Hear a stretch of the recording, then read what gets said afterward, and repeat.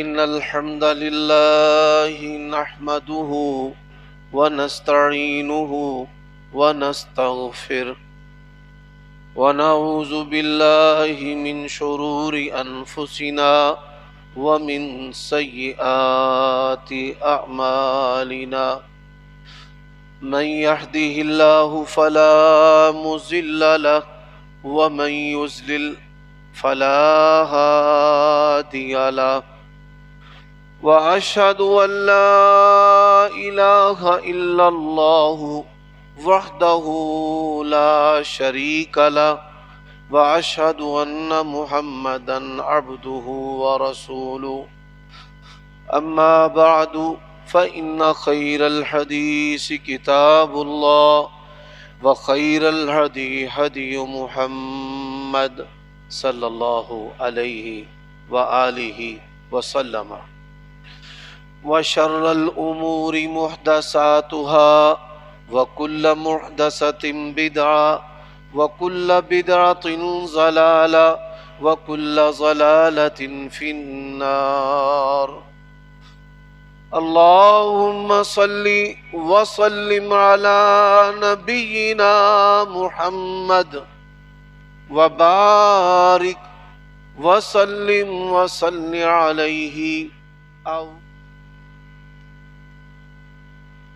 سامعین محترم،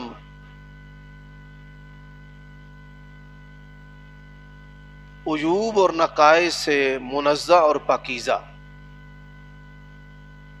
تمام قسم کی حمد و ثنا اللہ وحدہ لا شریک لہ کے لیے، اور درود و سلام شفیع للمذنبین خاتم النبیین رسول کریم رؤوف الرحیم صلی اللہ علیہ وآلہ وسلم کی ذات اقدس پر۔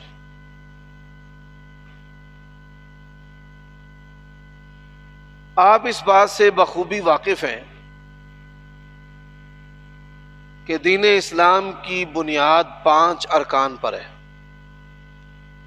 ان میں سے ایک رکن جو ہے وہ حج ہے، جس کے بارے میں نبی صلی اللہ علیہ وآلہ وسلم کا فرمان ہے، من حج للہ ولم یرفث ولم یفسق رجع کیوم ولدت امہ۔ جس شخص نے اللہ کے لیے حج کیا، کسی سے جھگڑا نہیں کیا، گال گلوچ نہیں کی، کوئی گناہ نہیں کیا، ایام حج میں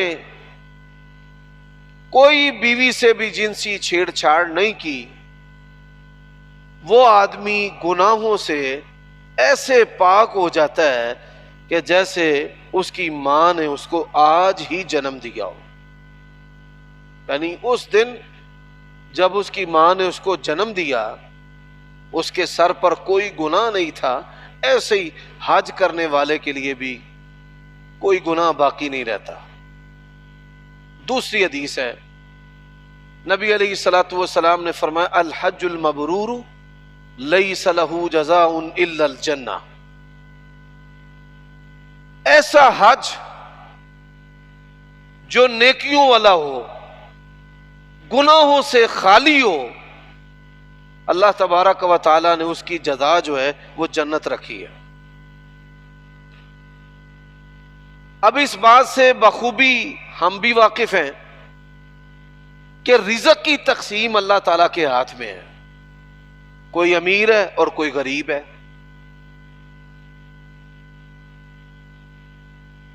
اب جو صاحب مال اور صاحب استطاعت ہیں، حج اس پر فرض ہے۔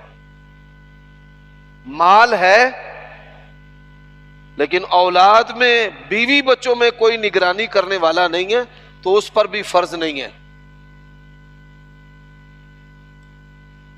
مال ہونے کے ساتھ ساتھ اس کی غیر موجودگی میں اس کی عزت، اولاد اور اس کے مال کا امین اور محافظ جو ہے یہ ہونا ضروری ہے.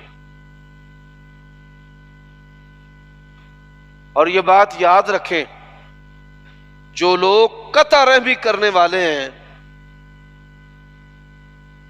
وہ کبھی بھی حج جیسی سعادت کو حاصل کر نہیں پاتے.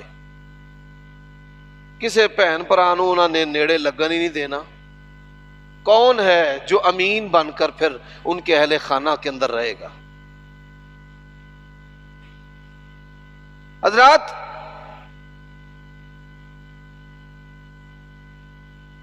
تمام عبادات میں سے انتہائی کٹھن اور مشکل مرحلہ ہے حج کرنے کا.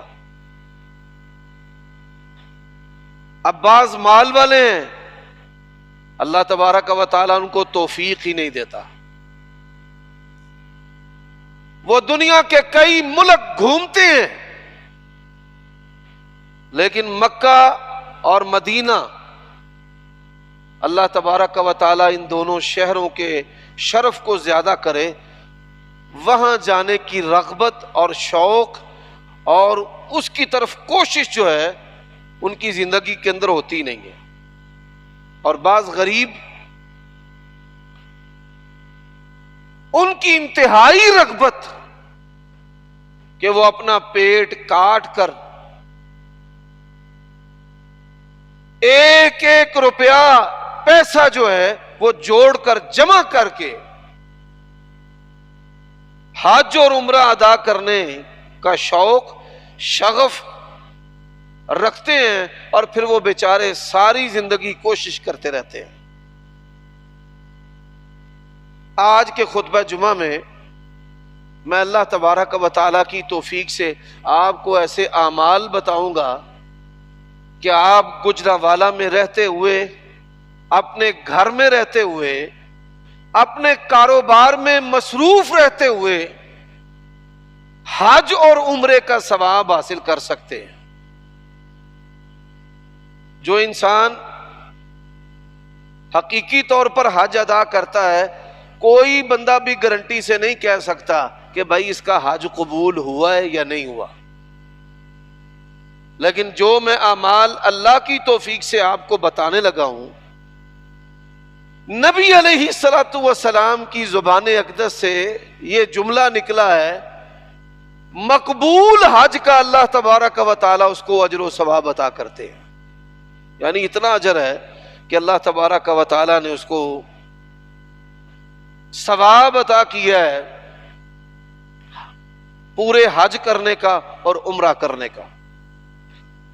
اب ان اعمال کی نشاندہی سے پہلے میں 2 حدیثیں آپ کی خدمت میں عرض کرنا چاہتا ہوں. صحابہ کرام رضوان اللہ علیہ مجمعین میں سے جو غرباء تھے وہ نبی علیہ الصلوۃ والسلام کے پاس آئے. یہ حدیث صحیح بخاری میں ہے کہ یا رسول اللہ صلی اللہ علیہ وآلہ وسلم، نمازیں ہم بھی پڑھتے ہیں، مالدار بھی پڑھتے ہیں، روزے ہم بھی رکھتے ہیں، مالدار بھی رکھتے ہیں.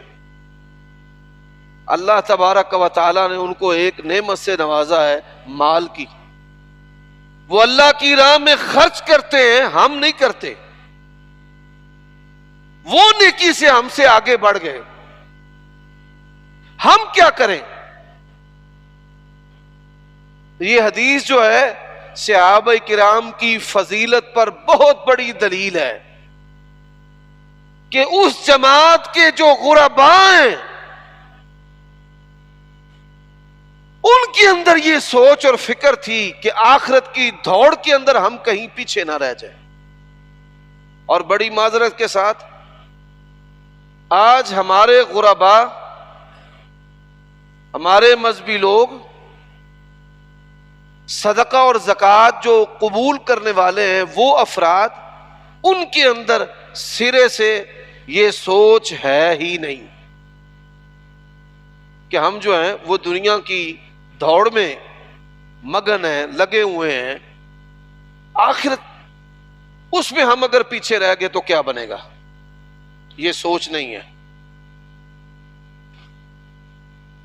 تو آپ صلی اللہ علیہ وآلہ وسلم نے ان کو ایک عمل بتایا کہ تم فرض نماز کے بعد 33 مرتبہ الحمدللہ، 33 مرتبہ سبحان اللہ، اور 34 مرتبہ جو ہے وہ اللہ اکبر پڑھا کرو۔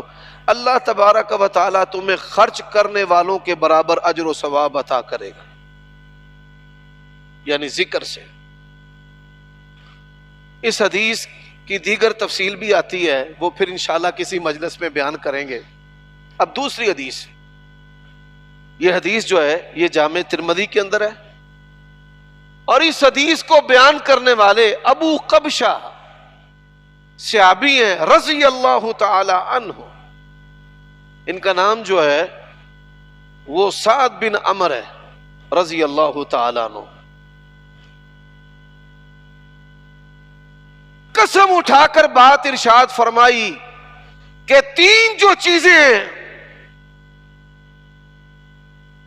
ان پر جم جاؤ، اسے محفوظ کر لو، پوست کر لو، یاد میں بٹھا لو۔ 3 چیزیں۔ پہلی چیز کہ صدقے سے کسی بھی آدمی کا مال جو ہے وہ کم نہیں ہوتا، یہ پہلی چیز ہے۔ دوسری جو چیز ہے، انسان زیادتی کے باوجود اگر معاف کر دے تو اللہ تبارک و تعالی معاف کرنے والوں کو عزتوں سے نوازتا ہے، شرف سے نوازتا ہے۔ میں یہاں پر ایک بات عرض کرنا چاہتا ہوں۔ نبی صلی اللہ علیہ وآلہ وسلم نے فرمایا، من سر ان ينظر الى اہل الجنہ فلینظر الى هذا الرجل، جو بندہ یہ پسند کرتا ہے کہ اس نے زمین پر چلتے پھرتے جنتی دیکھنا ہے نا، وہ اس جنتی کو دیکھ لے، یہ بندہ جنتی ہے۔ صحابی کہتے ہیں میں اٹھ کر اس کے پیچھے چل پڑا، وہ اپنے گھر میں داخل ہوا تو میں نے اس کے دروازے پر دستک دی کہ میں نے آپ کے گھر میں 2-3 دن مہمان رہنا ہے۔ اس نے کہا جی اہلاً، آجے۔ نمازیں وہ بھی پڑھتا تھا، میں بھی پڑھتا تھا، ساری رات وہ سویا رہتا تھا۔ بعض لوگ ہیں تہجدیں پڑھیں گے، نمازیں پڑھیں گے، لین دین میں کھوٹے ہوں گے۔ بعض لوگ نمازی تہجد گزار لین دین میں ٹھیک ہے، جنسی طور پہ خراب ہوں گے، انہوں نے شوق چڑھیا ہوندا ہے دوجا تیجا نکاح کرن دا۔ یہ کیا تقوی ہے؟ اس نے کہا ساری رات سوئے، میرے ذہن میں سی بھئی یہ تہجداں پڑے گا۔ ساری رات وہ سویا، دن میں اس نے مسجد کے اندر، مسجد نبوی میں نمازیں پڑھی۔ پہلا دن بھی ایسے گزر گیا، دوسرا دن بھی ایسے گزر گیا، تیسرا دن بھی ایسے گزر گیا۔ جب میں جانے لگا تو میں نے کہا بھائی اللہ کے نبی نے فرمایا کہ جس بندے نے جنتی بندہ زمین پر دیکھنا ہے اس کو دیکھ لے، اور میں 3 دن تیرے نال 24 گھنٹے رہا، دنے بھی تے راتی بھی، میں نے تو تمہارے اندر ایسا کوئی عمل دیکھا ہی نہیں ایڈیشنل کہ جو عمل دیکھ کر میں سمجھوں کہ تیرے اندر وہ جنتیوں والا عمل ہے جس کی وجہ سے اللہ کے نبی نے تجھے بشارت دی ہے۔ سبحان اللہ۔ اس نے کہا بھائی میں جب رات کو سوتا ہوں اپنے دل کا جائزہ لیتا ہوں، میرے دل کے اندر کسی کا بغض تو نہیں ہے۔ جب سوتا ہوں نا تو کسی کے بارے میں کوئی ملال میں اپنے دل میں رکھ کے سوتا ہی نہیں۔ یہ جو بغض ہوتا ہے نا، بغض، انسان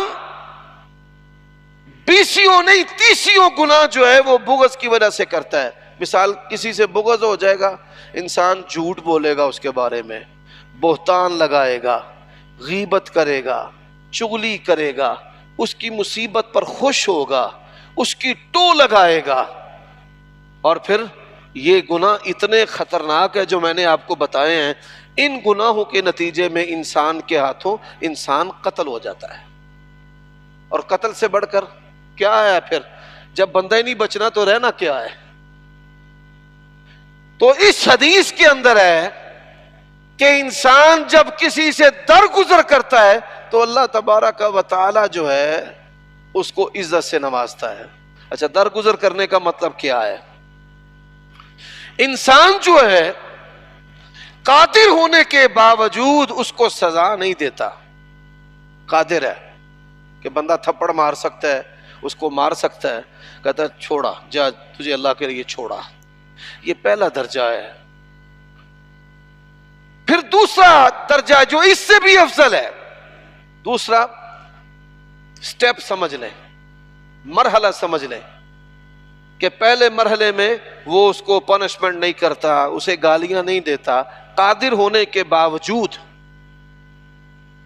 پھر دوسرا مرحلہ کیا ہے کہ پھر وہ کہتا ہے اچھا یار میں نے اس کو معاف کیا۔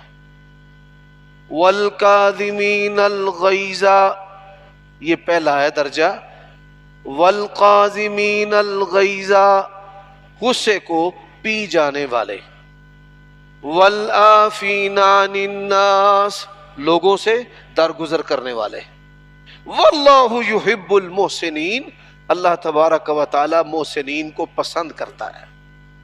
تو آپ اپنے دل کے اندر کسی کا بغض جو ہے وہ داخل نہ ہونے دیں، خواہ وہ کوئی سیاسی شخصیت ہے، مذہبی شخصیت ہے، آپ کا سگا بھائی ہے، آپ کا رشتہ دار ہے۔ یہ جو شریکہ اس کی گردان پڑی جاتی ہے، اس کا سبب کیا ہے؟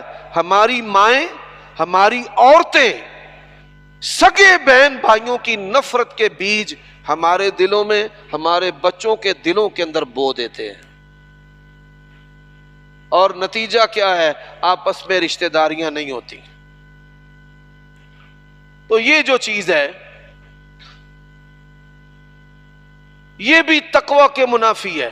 صحابی نے دوسری بات کیا بیان کی ہے کہ انسان درگزر کرتا ہے تو اللہ تعالیٰ اس کو عزت زیادہ دیتا ہے۔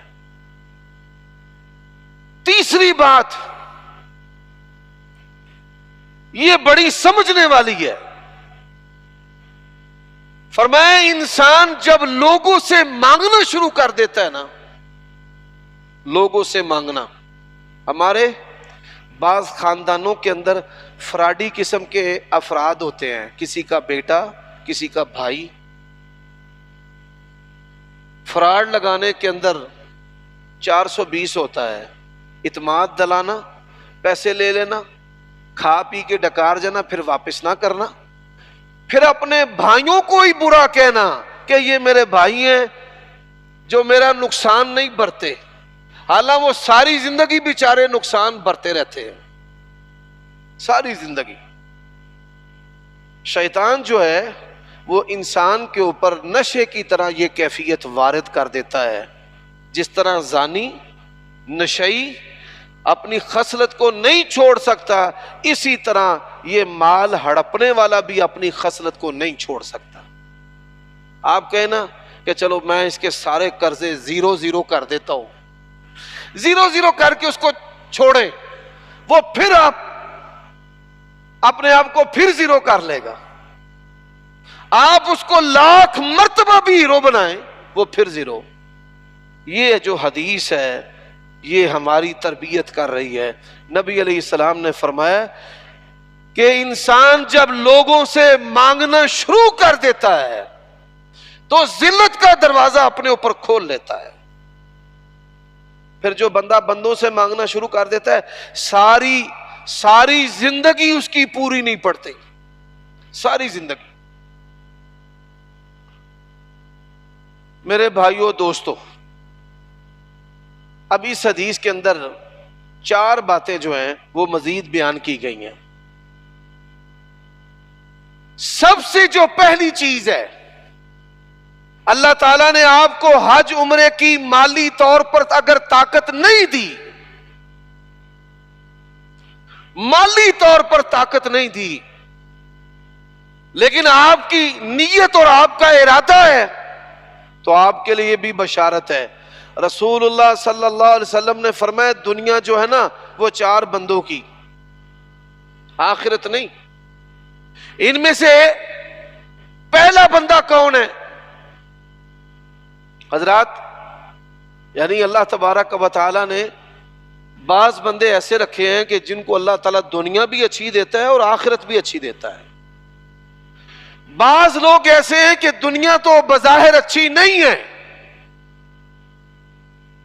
لیکن اللہ نے ان کو آخرت بڑی اچھی دی ہے.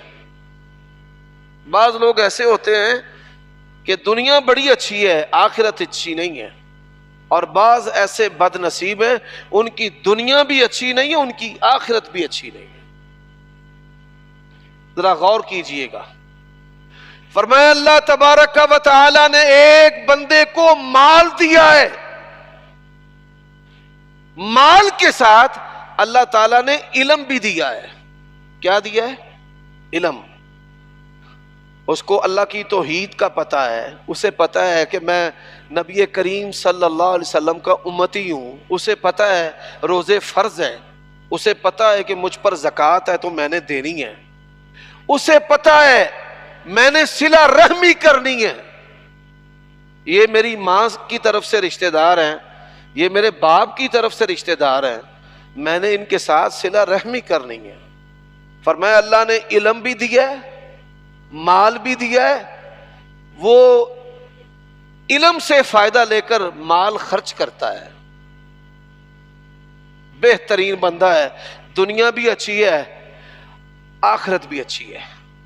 فرمایا ایک آدمی وہ ہے علم ہے مال نہیں ہے لیکن یہ خواہش کرتا ہے کہ یار اگر میرے پاس مال ہوتا. آپ کے پاس کئی لڑکے کئی افراد کام کرتے ہیں، بڑے دیانتدار ہوتے ہیں، اور جب آپ کو وہ نیکی کرتے ہوئے دیکھتے ہیں تو کہتے ہیں کہ بہو جی کاش اللہ مجھے یہ توفیق دے تو میں بھی یہ نیکی کروں اور میں بھی یہ اللہ کی راہ میں خرچ کروں. نبی علیہ السلام نے فرمایا اللہ تعالیٰ اس بندے کو بھی اس بندے کے برابر اجر و ثواب عطا کرتے ہیں. کیا نہیں ہے، نیت کی ہے. حضرات ایک آدمی ہے اللہ نے اس کو مال دیا ہے، علم نہیں ہے اس کے پاس، گناہوں میں پیسے لٹا رہا ہے، رقص و سرور کی مجلسوں میں.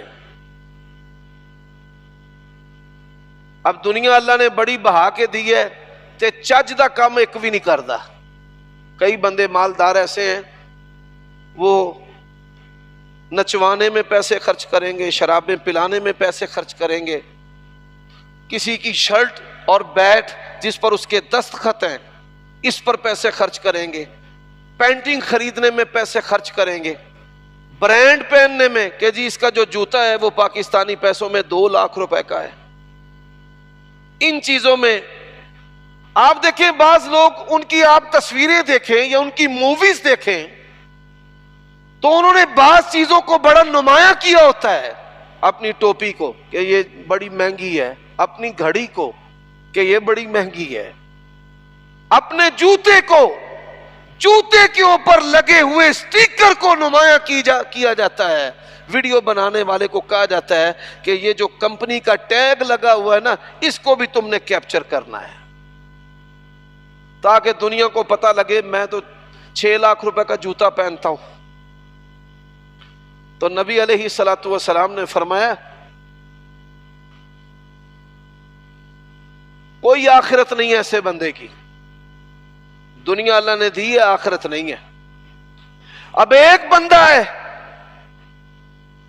وہ کیا کہتا ہے، وہ مال نہیں ہے، غریب ہے،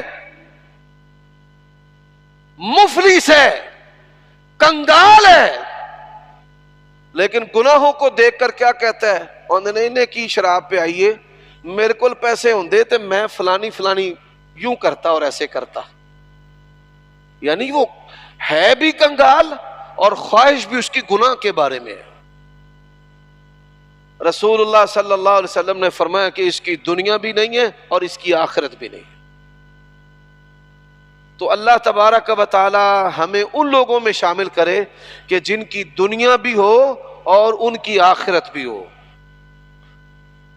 تو اس حدیث کو بیان کرنے کا مقصد کیا ہے کہ جن کے پاس حج عمرہ کرنے کے پیسے نہیں ہیں لیکن حج عمرہ کرنے کا شوق ہے،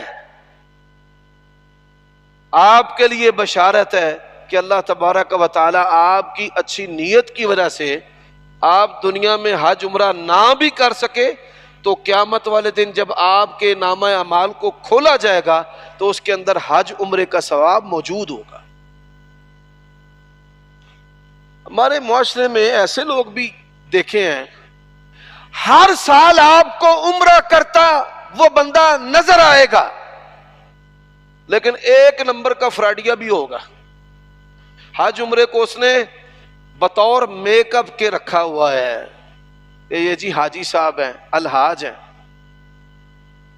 اور میں یہاں آپ کو نصیحت کرنا چاہتا ہوں، جو آدمی بھی مذہب اور دین کو، داڑھی کو، الحاج کو کاروبار اور بزنس کے اندر لے کر آئے، کبھی بھی اس کے ساتھ کاروبار نہ کرنا، وہ بہت بڑا مکار اور دھوکے باز ہوگا۔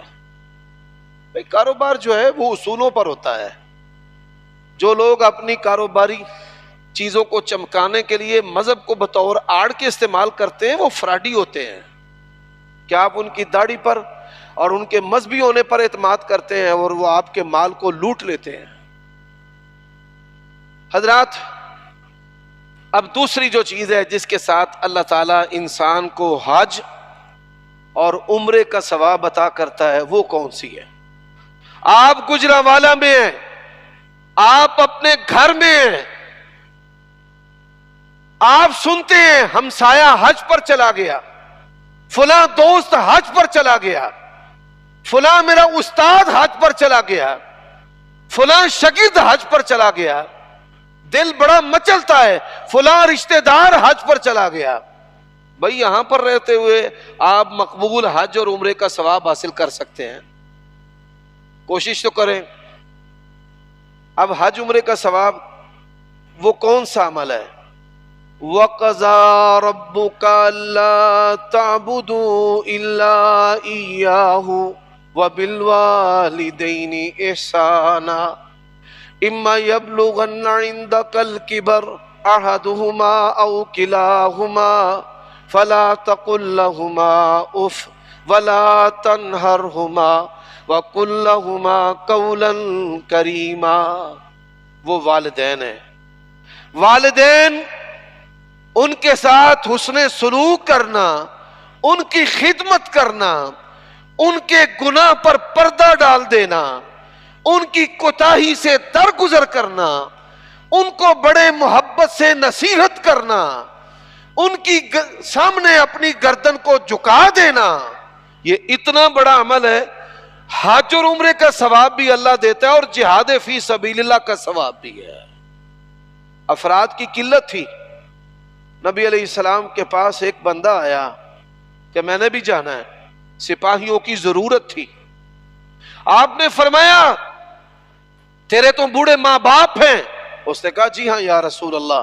فرمایا ففیہما جاہد، جا اپنے بوڑھے ماں باپ کی خدمت کر، اللہ تبارک و تعالی تجھے میرے ساتھ جہاد کرنے کا اجر و ثواب عطا کرے گا۔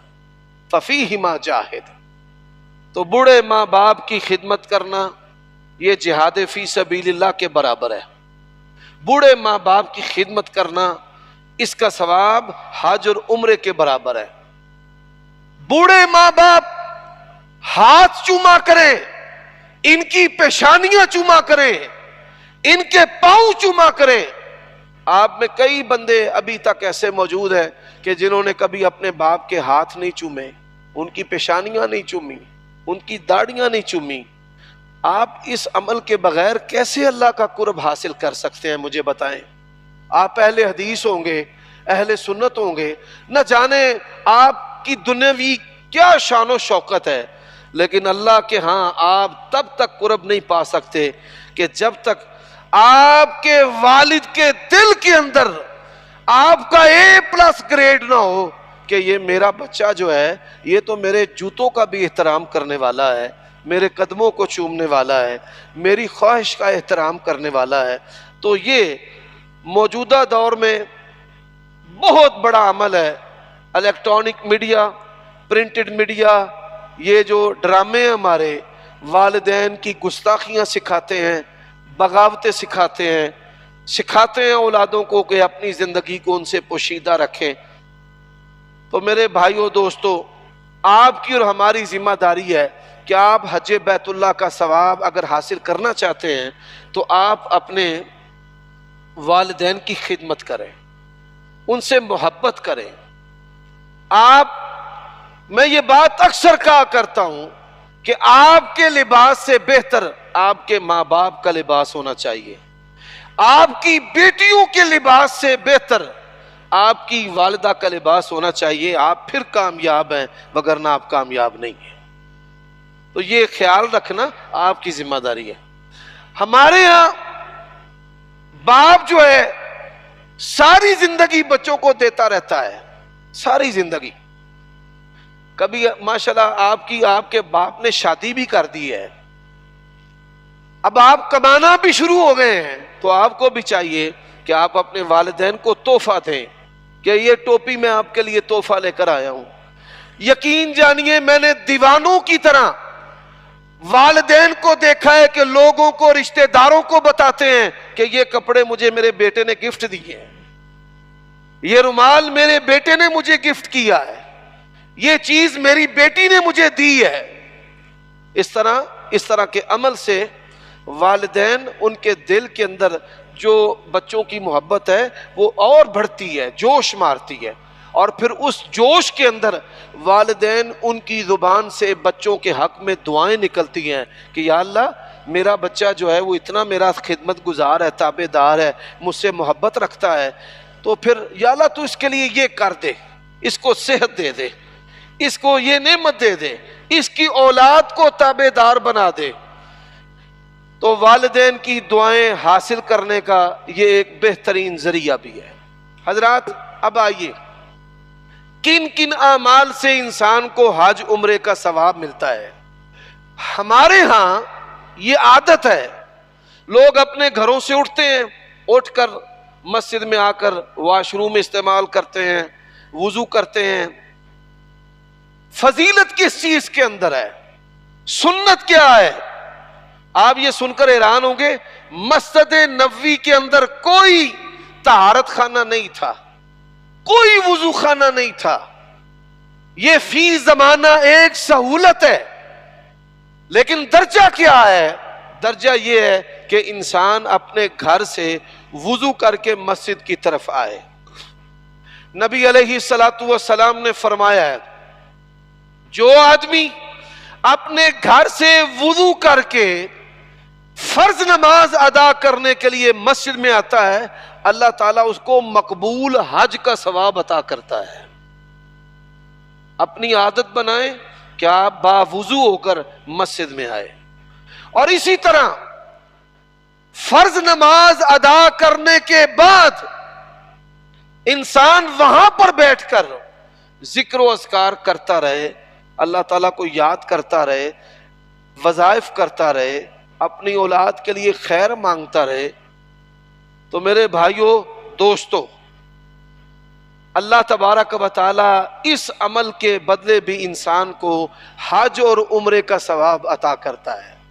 بلکہ دوسری حدیث ہے، نبی علیہ السلام نے فرمایا، دنیا اور دنیا کے تمام خزانوں سے بھی افضل ہے اللہ کے ہاں۔ تیسری حدیث ہے، فرمایا ابن آدم کے ہر جوڑ پر صدقہ ہے، اور جب یہ سورج نکلنے کے بعد وہ 2 رکعتیں عطا کرتا ہے، اللہ تعالیٰ ہر جوڑ پر جو صدقہ ہے، یہ 2 رکعتیں ادا کرنے سے وہ صدقہ ادا ہو جاتا ہے۔ اب یہ جو اعمال ہیں، اسی طرح بعض اعمال ایسے ہیں کہ اللہ تبارک و تعالی انسان کو اس عمل کے بدلے بھی حج اور عمرے کا ثواب عطا کرتا ہے۔ ان میں سے لوگوں کی ضرورتوں کو پورا کرنا۔ جو ضرورت مند ہوتے ہیں وہ 2 طرح کے ہوتے ہیں، ایک سائل، یہ نہیں کہ ہر سوال کرنے والا جو ہے وہ ضرورت مند نہیں ہوتا۔ اللہ تعالیٰ نے قرآن مجید میں فرمایا، وَفِي أَمْوَالِهِمْ حَقٌّ لِلسَّائِلِ وَالْمَحْرُومِ، اللہ نے اہل ایمان کے مالوں کے اندر مانگنے والے کا بھی حق رکھا ہے، اور جو محروم ہے اس کا بھی حق رکھا ہے۔ محروم کون ہے؟ فرمایا قرآن مجید کے اندر اللہ نے جو جاہل ہیں نہ مانگنے کی وجہ سے ان کو غنی سمجھتے ہیں، اور ان کا وصف کیا ہے؟ لا يسألون الناس الحافا، لوگوں سے چپک کر چمٹ کر سوال نہیں کرتے۔ دیو پا جی بعض جو سائلین ہوتے ہیں وہ آپ کے دروازے پر آتے ہیں، آپ پوچھتے ہیں کدھر آئے ہو، وہ کہتا ہے ویسے ہی میرا دل کر رہا تھا۔ یہ اس بات پر دلیل ہے کہ کوئی ضرورت ہے جو اس کو آپ کے دروازے پر لے کر آئی ہے، اور وہ بیچارہ مانگ نہیں رہا، وہ آیا ہے پھر آیا ہے، وہ پھر آتا ہے، بس آتا ہے اور چلا جاتا ہے اور کچھ بتاتا نہیں ہے۔ میں یہاں پر ایک واقعہ آپ کو سنانا چاہتا ہوں۔ عمر بن عبدالعزیز جو خلیفہ ہیں، خلیفہ عمر بن عبدالعزیز، جن کو 5واں خلیفہ راشد کہا جاتا ہے، ایک بوڑھی عورت آئی، دربار لگا ہوا ہے، وزیر اور مشیر بیٹھے ہوئے ہیں، اور وہ خلیفۃ المسلمین سے کہتی ہے کہ امیر المومنین میرے گھر کے اندر نا کوئی چوہا نہیں ہے۔ راوی بیان کرتا ہے وہ عورت یہ بات کر کے چلی گئی، امیر المومنین کا چہرہ متغیر ہو گیا، جسم لرزا کئی دفعہ۔ جو ساتھی تھے قریب وہ کہتے ہیں حضرت کیا بات ہے، آپ کیوں اتنا پریشان ہو گئے؟ فرمانے لگے یہ بڑی اللہ والی عورت ہے، اس کے گھر میں فاقے ہیں، کھانے کو کچھ نہیں ہے، بھوک ہے اس کے گھر کے اندر، اگر کھانے پینے والی چیز ہوتی تو چوہے ہوتے، گھر دے وچ فاقے پہنے، دانا بھی نہیں ہے کہ چوہا جو آ کر اپنا حصہ لے جائے۔ فوراً اٹھے، بیت المال میں سے بوری غلے کی ضرورت کی چیزیں جو ہیں اٹھائیں اور اس کے گھر میں پہنچا دی۔ تو اللہ کے بندو، اللہ نے قرآن مجید میں کہا ہے لا يسألون الناس الحافا، وہ چپکتے نہیں ہیں، ضرورت ہو چکر لگانا شروع کر دیتے ہیں۔ آپ کی ذمہ داری ہے کہ رب نے اس کو چلا کر کے میرے دروازے پہ کیوں لا کے کھڑا کر دیا ہے۔ ایسے بندوں پہ جو محروم ہیں، محروم بندے پہ جو آدمی خرچ کرتا ہے، نبی علیہ السلام نے فرمایا اللہ تعالیٰ اس کو بھی حج کا ثواب عطا کرتا ہے۔ اللہ مجھے اور آپ کو عمل کی توفیق عطا فرمائے۔ وآخر دعوانا ان الحمد للہ رب العالمین۔